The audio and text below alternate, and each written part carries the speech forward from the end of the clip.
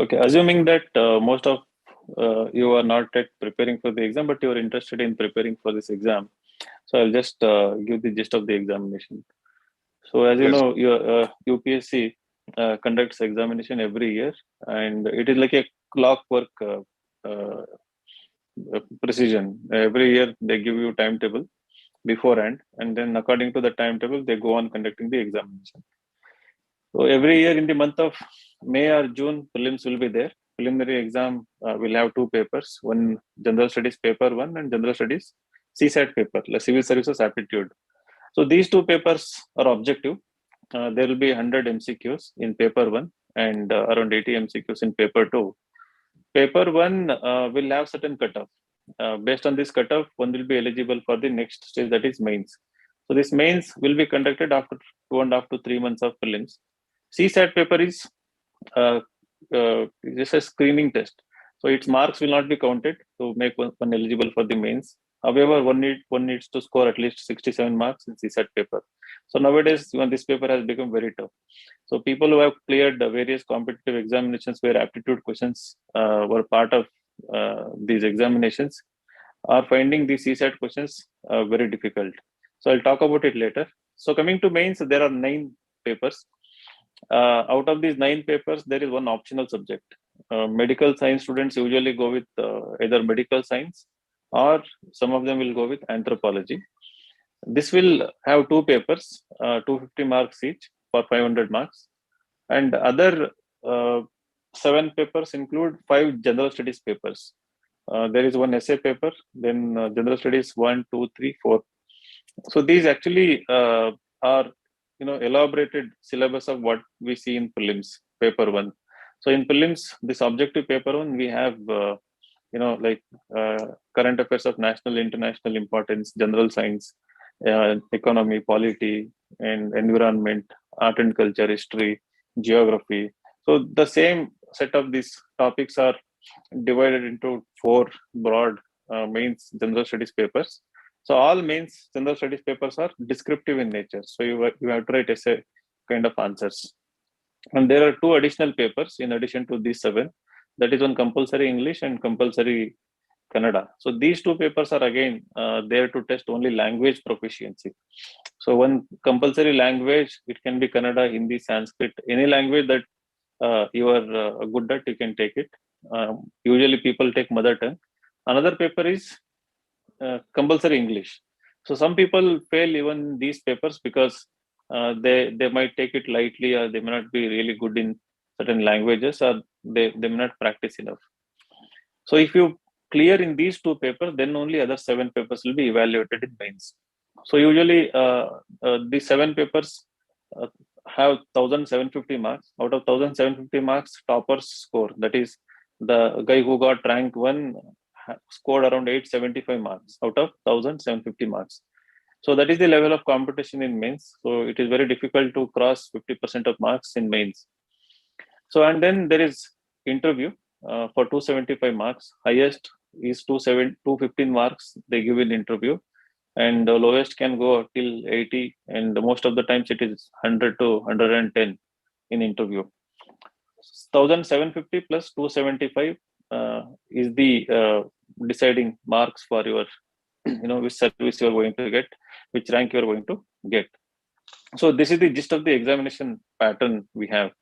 Now coming to doctors, how you have to prepare and how you have to start. So doctors, you have like 5.5 years of time to prepare for the examination if you decide immediately after 12th. So assuming that you are in the first year, second year, third year, or some of you might guide others, your juniors or some relatives who want to take up medical science. So what you can suggest is, ideally, I'll talk about various stages. So those who want to start after 12th, those who are in the first year, uh, this is a blessing in disguise that you are having nearly like 4 years full time and then 1 year of internship. If you plan really well, in one attempt you can easily crack this examination, right? So how to plan? Number one, the biggest headache in this examination is optional subject. So if you're very clear that if you want to go with medical science, so all you need to do is study your medical science for 4 years very seriously. So most of the syllabus, except maybe 10-15%, is what you actually study in your graduation. So if you take all these subjects very seriously, and if your concepts are really strong, and if you can apply those concepts in application-based questions very well, and parallelly, some people who actually prepare for these post-graduation tests are really good in medical science optional.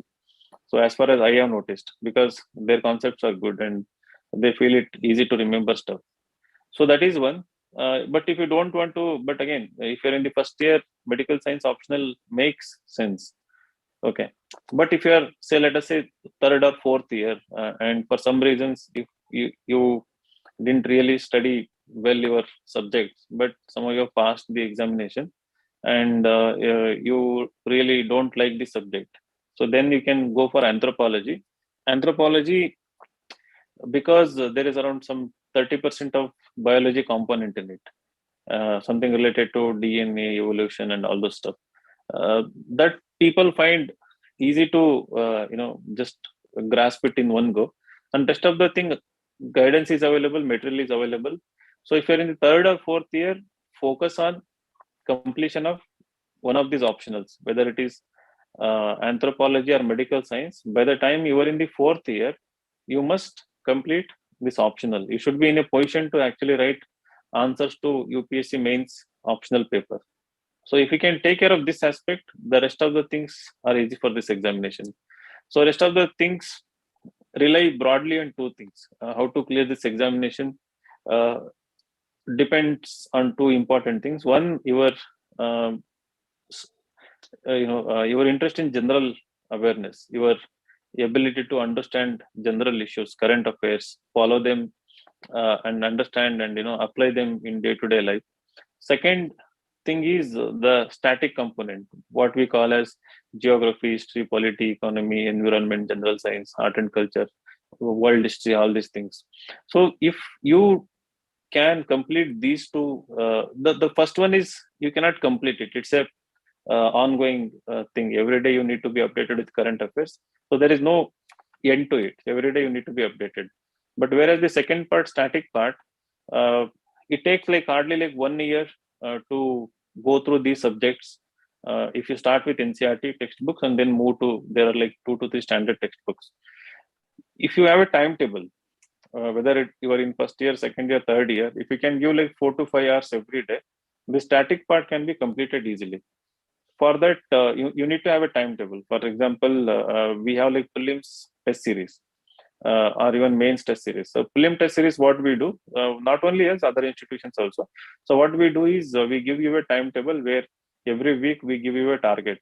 So from this class 6 to class 8 NCRT textbook, you read this much and then take a test. So if you can allot 3 to 4 hours, or and for revision 1 more hour every day, so you can follow this timetable and take prelims full length mock also. So in a way, you will have a very good purpose to study these books, and you will have a discipline because somebody has already decided what you should read. So you don't have to take any headache regarding planning, coming up with your own plan. So that is one thing. So if you want to study these textbooks, my recommendation is that follow a plan, right? So without plan, what happens? You do complete these NCRTs. NCRTs are 6 to 12 are the fundamental books for your conceptual clarity. So if you are not reading these books in the beginning, what happens? Uh, Even if you read on your own, most of the times you are not satisfied because you haven't studied from these books, from examination point of view. So we usually suggest 3 to 4 revisions of NCRT textbooks and then moving to standard textbooks for completing the static component. So with respect to current affairs, mere reading of newspaper won't help. But in the beginning, for 6 months, you can read all your current affair, compilations, and we have standard newspapers like the Hindu, the Indian Express. So you can read them. But if you can, after reading these newspaper, if you can cultivate the habit of answer writing, maybe after completion of static and after getting a deep interest in reading current affairs, maybe after 1 year, Writing skill is one area where doctors lack. As lacks for us, I have noticed many doctors come to our institutions, so they find it difficult to write essays. It is not that they don't know, because you are too much into this science and tech kind of stuff. This subjective, writing takes a backseat. So you need to really develop writing skills. So if you can come with decent writing skills, so in these 3 4 years of your medical education, that will be a biggest bonus for you, because this examination mostly relies on one's good writing skills. Because for 1750 marks, if you want to score 850 plus or even touch 900 marks, it can happen only with very good writing skills. Of course, writing skill doesn't matter in medical science optional, or even if it is zoology optional, but there's presentation, better structuring of your answers really matters. So that also you can practice. But whereas for general studies paper and essay paper, it is purely good writing skills. So what do you mean by good writing skill is that you need to have this ability to articulate what you know in precisely 150 words or even 250 words relevant to the question, ensuring that your answer has some originality, that you have done little bit of extra effort also, not just merely stuck with some coaching notes or anything, but you have actually read standard textbooks. So that is why ensure that you read all these textbooks.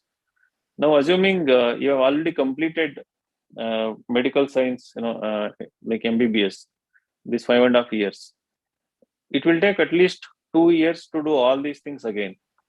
Assuming again you haven't done these things all these years, so you need to invest 2 years, 1 year for again. It can be through coaching or it can be through self study. How you can decide whether to go to coaching or not depends on your smartness.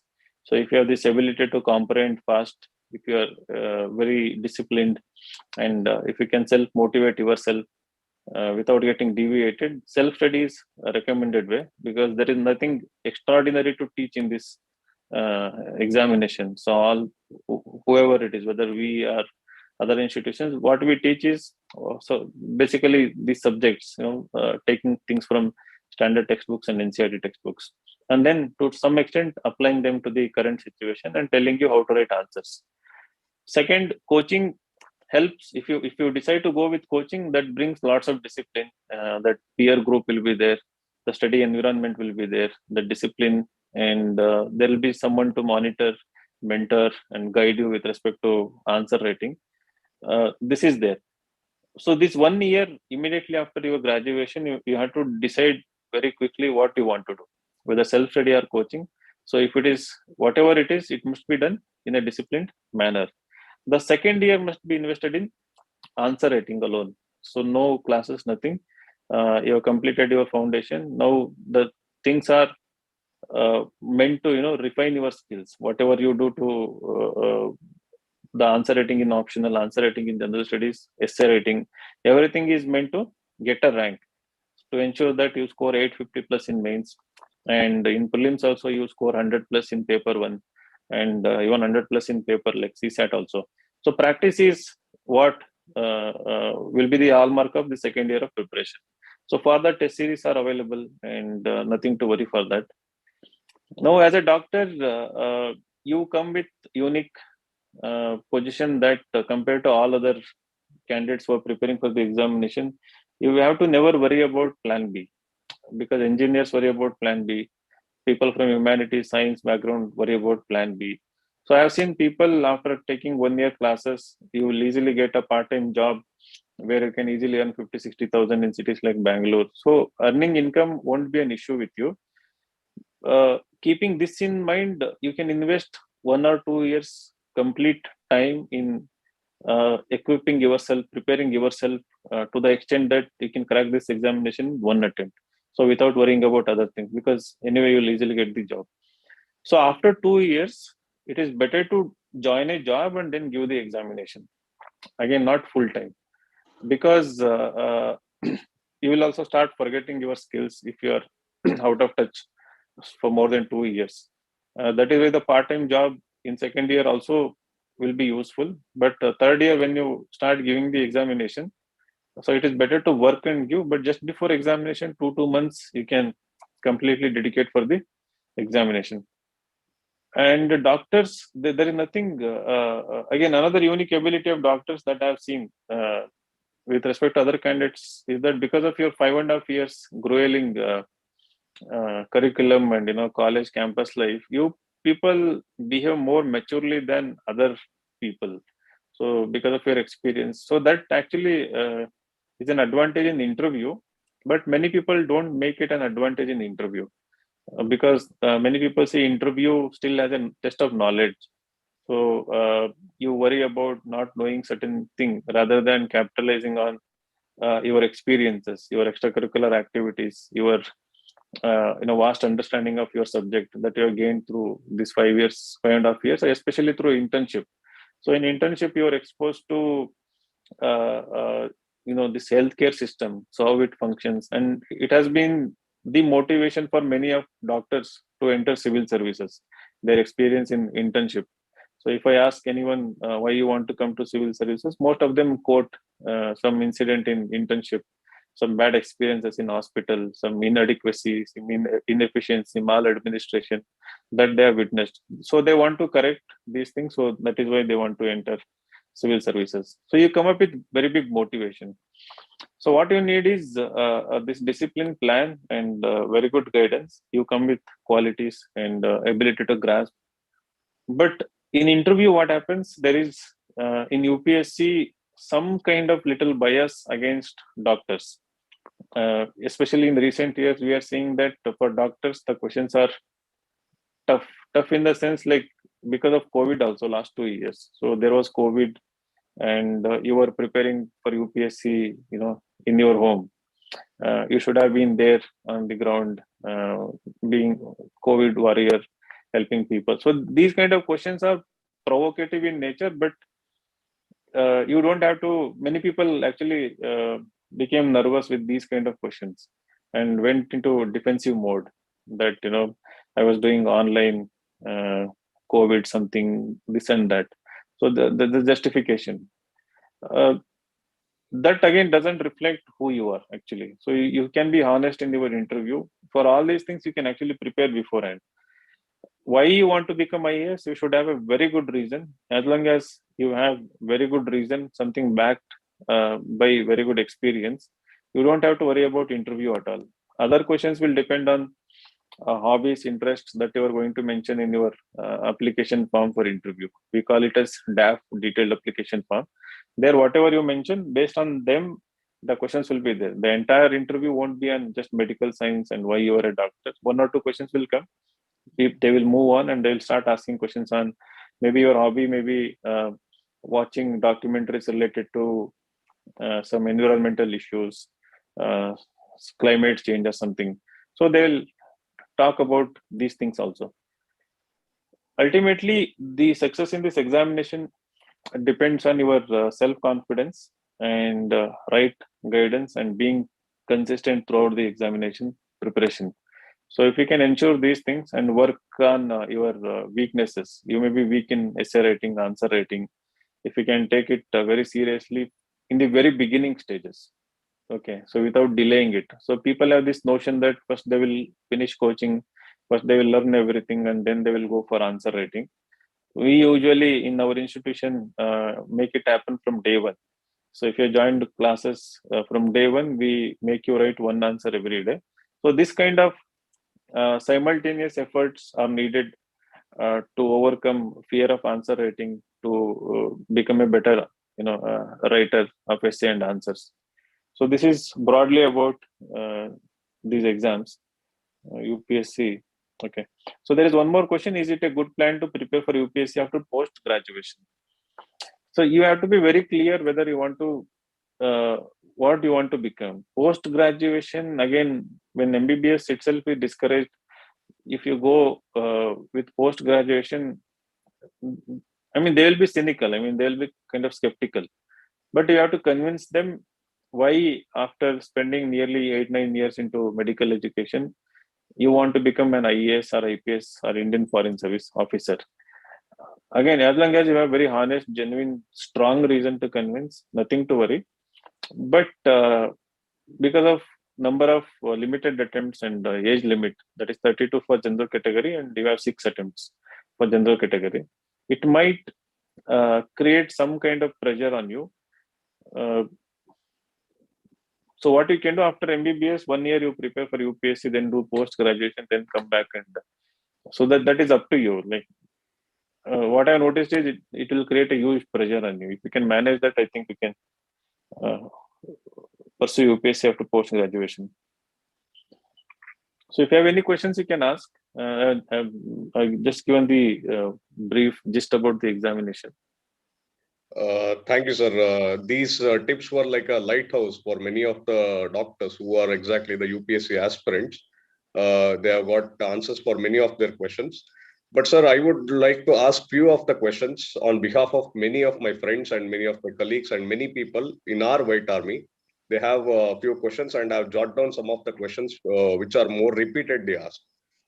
Sir, as you mentioned that taking medical science as optional or else any other subject they would choose. Is it wise to choose medical science as optional because it is vast when compared to the other subjects like anthropology and other subjects, which takes much of the time in our UPSC preparation for preparing only for option subject itself? So is it a wise Yeah. choose taking a medical science as option, sir? So it is wise to choose medical science. As I said earlier, if you have really studied the subject well during your graduation, so that you don't have to put extra effort after graduation while you're preparing for the examination. So if you objectively look at your where you stand with respect to subject and see that you don't have to spend too much of time making notes, trying to recall, revise stuff, then medical science is a wise decision because now there is no innate advantage with any optional subject, right? Earlier, what I mean by this is, if you're not aware of it, earlier people used to score like 350, 316, some optionals like anthropology, political science, even Kannada literature. Now, the highest score in every optional has come down to 290s. One or two people will get 300 plus, but majority scores of toppers are in the range of 260 to 280, right? Uh, so that if you've already done well in medical science, it's wise decision to go with medical science. And if you haven't taken it seriously, then it is wise decision to go with anthropology because in a very limited time you can complete the syllabus. So what I word is in 3-4 months you can complete anthropology and then peacefully focus on other subjects. Thank you, sir. This cleared many. This cleared the dilemmas in many of the aspirants actually. Sir, going to the next question, is it late for a doctor by age when compared to other graduates to jump into this competition of UPSC by taking up examination and giving attempts? And if it is, does this really matter, sir, actually? See, average is according to the data of what UPSC, not know what DOPT has released, Department of Personnel and Training. It is 27.5 years that is the average age who gets into IAS officer out of all the selected people. So if you are preparing by age 23 or 24 after completion of your graduation, it is not too late if you are going to crack this exam within 2-3 years, right? But usually mm, it's okay to crack at the age of 28, 29, 30 because the job is such that you are anyway going to get minimum 30 years of experience and the diversity of experience you are going to get. So it is worth. Uh, the only thing you need to ensure is that there shouldn't be no trial and error when you start preparation. So it is better to immediately take the best of the guidance available. Ensure that you don't repeat the mistakes that your seniors or other people might have committed in their preparation. Thank you, sir. Sir, moving to the next question. Sir, you told about the plan B for the doctors who are UPSC aspirants doing part-time job if they aren't able to clear in the first attempt. But if an aspirant gets despair that he loses all the hopes after 4 or 5 attempts being a doctor, how to overcome that despair, or should we have any plan B so that we can quit this and go for post-graduation, since many of our colleagues would have taken a post-graduation, which puts the aspirant who has not cleared the examination into a despair, sir. How to overcome it, sir? See, you have various options. Like if you've already spent 3-4 years into preparation, or given 3-4 attempts, that shows that you really wanted to become IAS officer or IPS officer. Maybe there was some strong driving force to be in public service with a service motive to correct injustices in the system or something. So there are other options. You need not go with post graduation in your own field and then go back to hospital or clinic. So you can look into policy options. So there are like specialized courses that IIMs, even IITs are offering with respect to cutting edge technologies in medical science, or leadership roles in health sector or in general. Okay, so I think there is the scope of lateral entry. So in civil services that the government is encouraging, and if you can equip yourself with diverse experience of working in certain NGOs, and then specializing in policy related, it can be health policy, it can be technology related policy, something. So options will open up. Like for example, Geeta Gopinath, IMF chief economist, now she's at second spot. She was preparing for UPSC, and now she is the most sought after economist in the world. Even the senior most IAS officer will not have even 10% of what she has achieved. They are going to her and taking selfies nowadays. So you need to just think big. It can be in your own field also. If at all start your own hospital. I mean, I know it's not that easy, but you just have to think big. Okay, sir. Doctors, before coming to this UPSC race, are they supposed to be very rhetoric when it comes for writing skills, when it comes for answer writing skills in essays or any other option subject, or is it okay to start from the scratch as well? Since you told that most of the doctors, what you have seen, lack the answer writing skills. So what you can do, you can start with writing whatever that comes to your mind. Many people don't start writing because of the fear of writing poor answer or poor essay. So they have this inhibition because if at all they want to write something, they want to write very good answer, perfect answer. So to overcome this, what you need to do is, in the beginning, you can just open a blog, personal blog, or you can keep a diary. Just have the writing habit about it can be your experiences, it can be commentary on any current affair that you read on that day, or it can be a commentary on the health system, so that you are introduced to writing. Okay, writing in basically commenting on the issues. So then you can slowly, once you start preparation, you can start with questions that are there in the NCERT textbooks at the end of NCERT, especially class 11th and 12th. And then you can move to previous year UPSC questions. And then you can move to the question which websites like ours post on daily basis. So if at all you want to come to preparation, it is always better to come with some answer writing practice. That was a wonderful suggestion, sir. Thank you, sir. Sir, moving forward to the next question. Sir, actually, what point do you feel doctors should be lacking generally in UPSC point of view, and how to work upon it? Like whether it comes for answer rating, or whether it comes for clearing the prelims as well, because many, as far as I know, like many of the doctors find it hard to clear the prelims. So what do you suggest about this, sir? So with respect to doctors specifically, except like answer writing, because you don't do that much, that is one major problem. And another problem is this fear about interview. Okay, what you can do is you can cultivate certain hobbies. See, you have to look at this exam from long-term view, not just prelims, mains, but also overall interview viewpoint. So having one or two hobbies will also help. Okay, so hobbies like it can be writing, reading, going for trekking, traveling, something. And in addition to that, with respect to prelims, it's just about practice and having absolute clarity of concepts. So it is same for everyone, doctors and everyone. Here we recommend, like for example, preliminary exam is on June 6th. So already every day I'm making my students here solve like 50 to 100 questions every day, right? Whether they're doctor, engineers, like humanities background, this practice is what actually makes the difference. So you just have to do lots of practice. Thank you, sir. Sir, going to the next question. What makes career in UPSC more special than doing post-graduation and after that super specialty, practicing in this fraternity? What makes this career in UPSC very special when compared to this?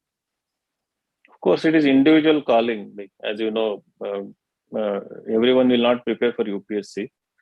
But what is special as a doctor? It's a noble job, and when you become a specialist or a super specialist, and you are also most sought after, and you earn really very well. You work in the biggest corporate hospitals. Maybe the government uh, will also, I mean, can also give you a role or something. Uh, so as we are seeing with respect to Manjunath, sir, like Dr. Manjunath, CN Manjunath, Jayadev Hospital. So they are there in the panels of a variety of health related issues and all.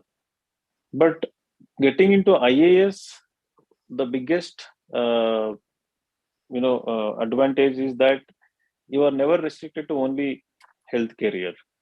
So you will get to experience every field of life. Like it can be tourism department someday, agriculture department, space technology. Sometime it is like again health. Then as a district administrator, so you will monitor every aspect of. There are like 29 departments, so related to everything like women, child, social welfare, SC/ST, OBC, like very so many departments, fisheries, whatever it is. So this unique opportunity only IAS will give you. And then going forward, when you are as a assistant commissioner, district commissioner, and CEO of Jilla Panchayat, so you are at grassroots level implementing these schemes, policies, and because of this experience, you will later get into formulation of the policies also. So if you can formulate a policy that will affect the entire country, as a super specialist, you will have a very limited opportunity to influence the entire country or even entire district or entire state. But this job alone can give you that much opportunity. If you can use it as a launch pad, and if you are really ambitious, so I mean, sky is the limit. So IAS will give you, and one more thing is like discretion. There is so much freedom in IAS. People see that think that there is political interference and all. Of course, that will be there, but for IAS because it is minimal. So you have so much independence, discretion to take decisions and really impact people. I mean, you can change the lives of people not only health wise but also socio-economic status wise. Uh, so the multidimensional working field, what the doctors get is a thing which makes special when compared to postgraduate. Yes. That was a very nice answer, sir. Thank you, sir. And moving forward to the next question, sir. How to prepare for this UPSC just after completing the graduation or in the year of internship, sir? What would be a good plan for that? So like 1 year coaching or 1 year self-study foundation course, coupled with some answer writing, not very aggressive one, daily one answer and weekly small test. And second year, it should be every day, like 3, 4 answers, 2 to 3 days, one test. So this should be the approach. Okay. But first year itself, within the, when you start the preparation, within 6 months, you should complete your optional if you haven't done that. Let us say tomorrow you are starting, within 4, 5 months, you complete your optional. Parallelly start with these basic subjects of geography, history, polity, and then, you know, uh, you have to do multiple revisions of whatever you study. Like 3, 4 revisions are must. First year, I don't recommend you to give preliminary exam or main. Don't attempt the examination unless you are really good with answer writing skills and confident about interview as well. So sharpen your uh, axe or blade, whatever you call, and then hit in one go so that you clear this examination. So many people make the mistake of just attempting prelims for the experience sake. That shouldn't be done. Uh, Thank you, sir. That was a nice answer. Sir, so finally, what are the things like the lags or a backseat, what doctors get in interview, as you said? How to tackle it at the stage of interview, sir? Like how to justify ourselves after doing graduation or after doing post graduation when we come to this UPSC race? How to justify our motive? Okay. So one is first you try to score maximum marks in mains itself, so that you have a cushion of certain marks. Even if you get first case low marks in the interview, you still get a rank. So the strategy should focus on maximizing your marks in main stage itself. So for that answer writing skill, that is why I'm emphasizing, especially for doctors. Second, when you get selected for interview, you will have a chance to score 190 plus or even 200 plus, provided your answers have clarity and they're honest and they're truthful and backed by like solid experience. So instead of like most of the doctors give this answer like why you want to become IAS, they give as a doctor I can treat few patients, but as an IAS I can change the healthcare system, uh, something like this. So that has become a very cliched answer, very generic answer. Most of the doctors give the same answer. So when most of the people give the same answer, the answer loses the value. Uh, so what you need to do is that you might come with your own experience, your own individuality. So you have to explore who you are, where you come from. For example, you might have studied in government school till class 10th. You may be from a remote village, and you might have witnessed within family how you know lack of access to healthcare would have affected your family life. And then during graduation, MBBS, uh, you might have pursued MBBS willingly after thinking about UPSC. Like say 10th, 12th, you decided to do IAS, but then even then you went with medical science because you really wanted to understand the healthcare system from the doctor's perspective as well. So if you show like real confidence while giving such kind of answers, the board will believe. Right? It is just they are looking at honest answers when you are saying something. So you just have to make them believe. So there is no fixed answer. No, there is no one single answer to these questions. It is individualistic. That is what I do. Like when I start taking mocks, I took mock interviews for 540 candidates out of 2,000 candidates this year. So many of them were like doctors, like around 25 doctors were also there. Uh, so we can suggest them answer only based on their background and their application from the personal details that they have mentioned. Uh, okay, sir. Thank you, sir. And one of our member, Anil, White Army member, Anil has asked a question asking what is a time which we have to give for our preparation for GS and optional medical sciences, sir? Uh, what is the time? Like if he is in the like which year, I don't know. Uh, like Sir, ideally like optional like maximum 6 months. Okay, minimum 4 months. Uh, like 5 to 6 hours a day. Okay. General okay. studies is continuous, like 4 to 5 hours every day. Okay. So if he is already preparing full time, so then he should have like 10 to 12 hours. So he's saying like he's working in PHC now. Yes, sir. So I don't know how much time he gets on a daily basis, but at least like 4 to 5 hours for optional every day, with some amount of answer rating for previous year questions. Okay. So many people again make this mistake that they do study optional, they make notes, but they don't take solving previous year questions very seriously, right? And Yes. nowadays there are test series available for medical science optional also. So once you are done with previous year questions, minimum 10 years previous year questions you have to solve. After that, you should compulsorily join a test series to write full length tests to know where you stand. So all this can be done in 6 months, like provided you give 4 to 5 hours every day, and then again 3 4 hours for general studies through a plan. For example, again we have prelim test series. We have something called integrated prelims come mains test series. If you have already completed basics, then you follow the timetable. Once in 7 8 days, you give full length prelims and mains test. Okay, sir. Thank you, sir. I hope this doubt has been cleared to Dr. Anil. And as well as to many others who had the same doubt. So moving forward, one of our member, Dr. Satvik, has asked a question. Sir, above everything, what is that quality in us which a board expects us in our answers and personality test? Okay, so above everything is originality.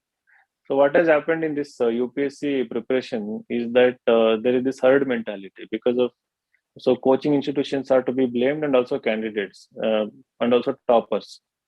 Uh, Most of the people preparing for next year try to follow the footsteps of a topper. They download their answer copies, essays, and try to structure their answers, present their answers in that manner.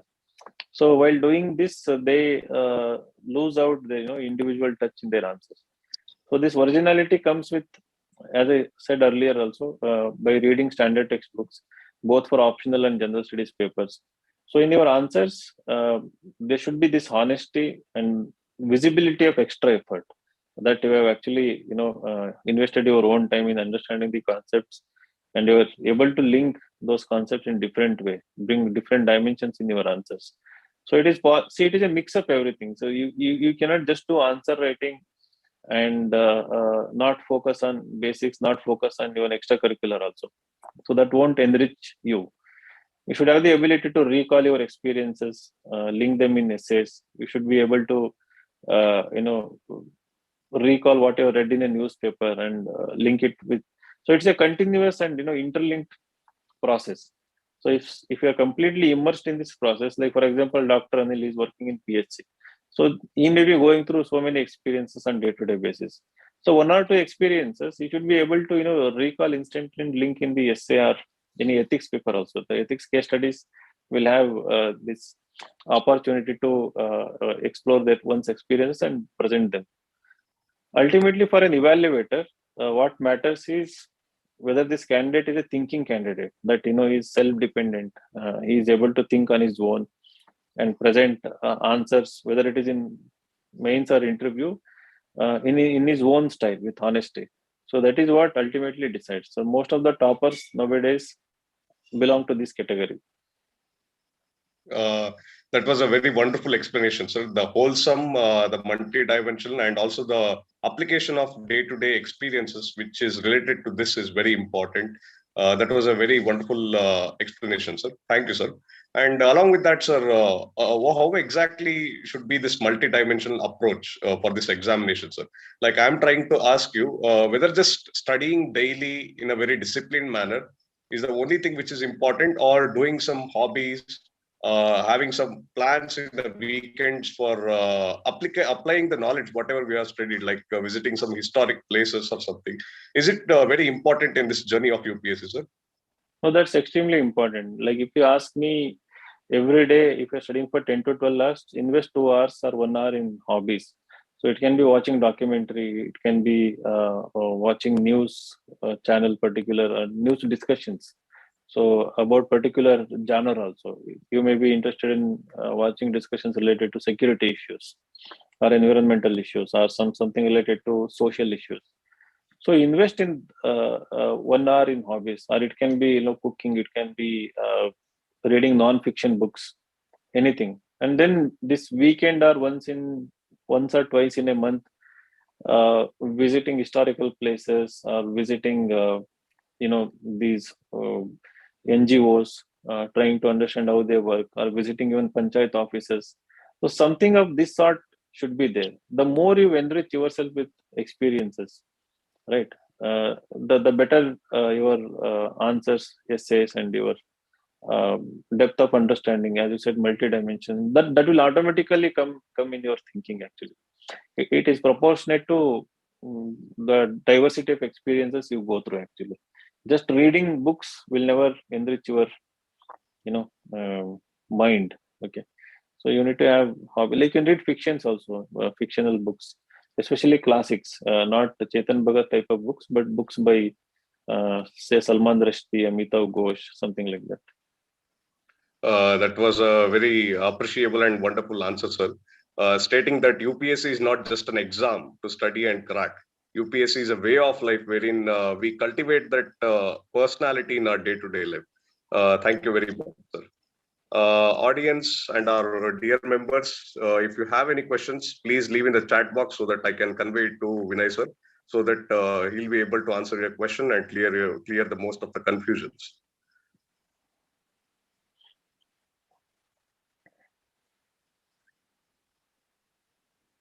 Sir, can we please give some 2 to 3 minutes of time for our audience so that they'll Yeah, drop. sure. So I would like to add one point, like if somebody is already in the graduation, do participate in extracurricular activities, quiz competition, debate, essay writing, even sports. Never disassociate with these kind of activities, thinking that UPSC is only about studying. For that matter, any examination. With extracurricular activities is what actually shapes you and makes you better officer. And any leadership role, if you can get, so take an initiative and try to get into that role. It can be small, it can be big. Small, it can be a mess leader, it can be a class prefect, class leader, sports leader of your something, like it can be NCC, it can be NSS, it can be scouts. Of course, scouts is not there for you. So better to do all these things. Okay. Sir, so these will be very helpful in interview, I guess, sir. Like interview, not to expect questions, but like the personality, so when you are interviewing someone in front of you, you will notice that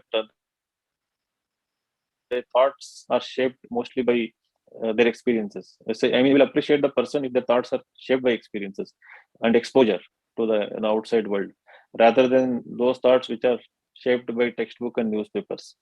Because textbook, newspapers, if somebody has read the same textbook, same newspaper, they will give the similar view, right? But Yes, if sir. your exposure is unique, so then your answer will have your own personal touch. So that is what people will be more interested to listen to, rather than if you give textbook answer, they already know the answer, right? Yes, sir. So that will never get you more marks. So that is the reason, like nowadays we emphasize more on personality development, and you just have to uh, go outside your comfort zone. Uh, so it can be just like going for a walk and talking to shopkeeper, uh, talking to street vendor, um, something like this. Have a conversation with strangers also. You can put that also as a hobby. And Nice, sir. so this brings to one point that you need to be a learner throughout this preparation. So never assume that you have concluded reading something. You completed static component, never think that you have completed reading it. So till your interview day, there will be scope for learning everything. So this attitude is important, because if you are giving a mock test, uh, if you give it as a with the mindset of a learner, you will never get worried about your scores. You will never get demotivated. You know, if you score low marks, or if you write poor essay, you will never get demotivated. So that learner mindset ensures that the only goal is to get better. So you write a poor essay and then try to write a better essay. Yes, sir. Thank you, sir. And there's one more question, sir. I think the question which Satvik KJ has asked is the question which most of the aspirants have. The question is, sir, in this flooding of reading materials, how to choose the right one?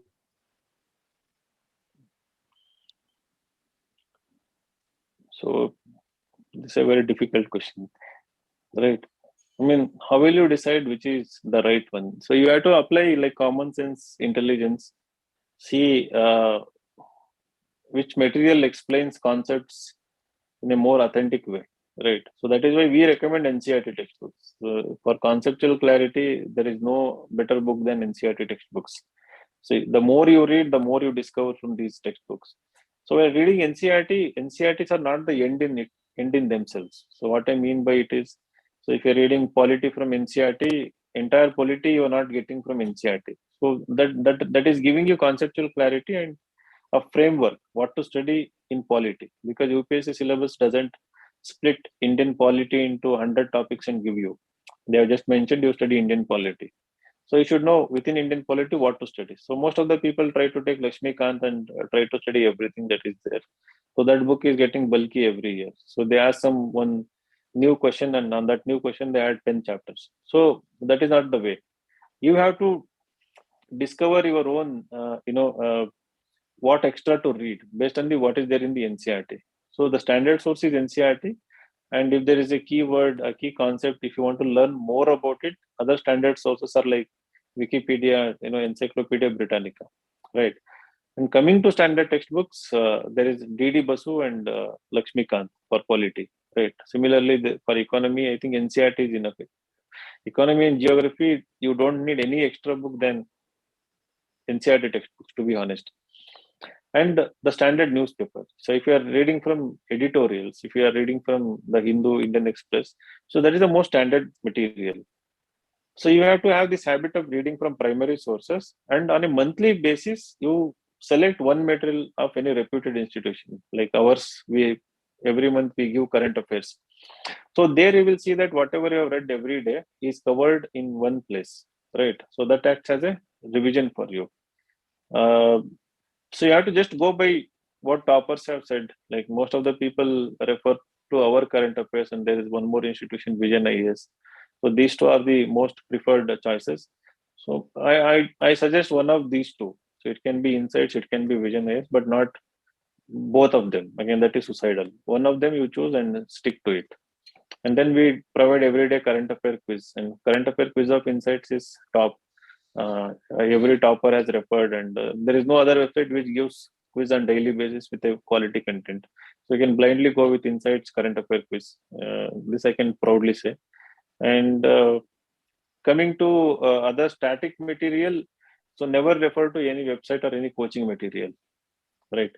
So like for many institutions give their own ready-made material, better not to take it.